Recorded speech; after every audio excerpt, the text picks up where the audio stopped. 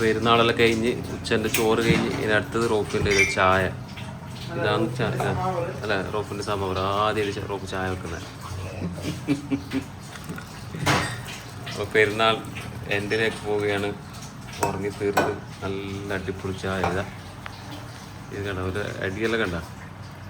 ഹോട്ടലിൽ ഒരു രാമേട്ടൻ പോലും ഇങ്ങനെ അടിക്കില്ല. അങ്ങനത്തെ അടിയാന്ന് പറഞ്ഞ് അടിക്കുന്നുള്ളത്. രാമ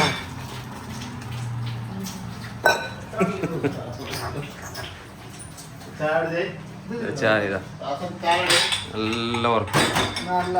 എത്ര 9 മണിക്ക് ഉറങ്ങി, 1 മണിക്ക് എണിച്ച് ചോറ് കഴിച്ച് വൈകുന്നേരം ആകുമ്പോൾ ഉച്ചക്ക് ആതിലെ ഉറങ്ങി. ഇതാ ചായൻ്റെ നമ്മളെ പെരുന്നാളിൽ ഇങ്ങനെ പോയി. ഇത് നമ്മളെ സുബൈർ. കടി എന്താ സുബൈറ?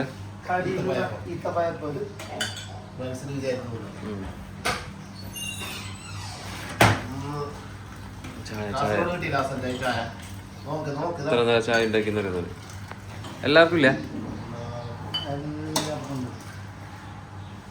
പെരുന്നാളൊക്കെ കഴിഞ്ഞ് നമ്മൾ ഫ്രൂട്ട്സ് ഇത്രയായി. ചായ എല്ലാവർക്കും കൂടെ കൊടുക്കുന്നുണ്ട് സുബൈർ. ചായ പെരുന്നാൾ ഉറങ്ങിയിട്ട് തീർത്ത് പെരുന്നാൾ കഴിഞ്ഞ്.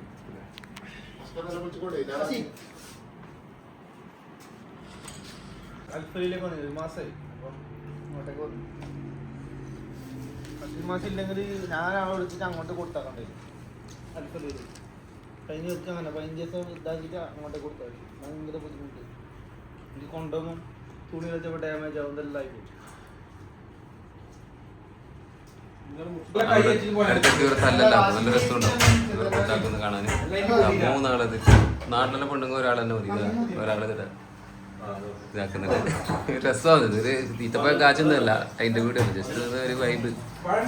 പഴംപൊരി പഴംപൊരി ആക്കണോ? ചക്ക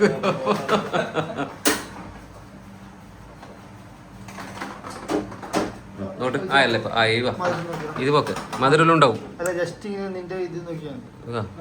മധുരം ഉണ്ടാവുന്നത് വല്ല പഞ്ചസാര ഇടുന്ന നമുക്ക് പ്രശ്നമില്ല. മധുരം ഉണ്ടാവില്ല. ഈത്തപ്പഴത്തിന് മധുരം ഉണ്ടല്ലോ, പിന്നെ എന്തിനു മധുരം?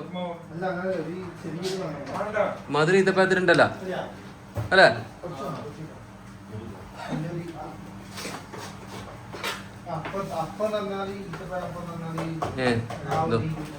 എനിക്ക് എല്ലാം അറിയിക്കണ്ട.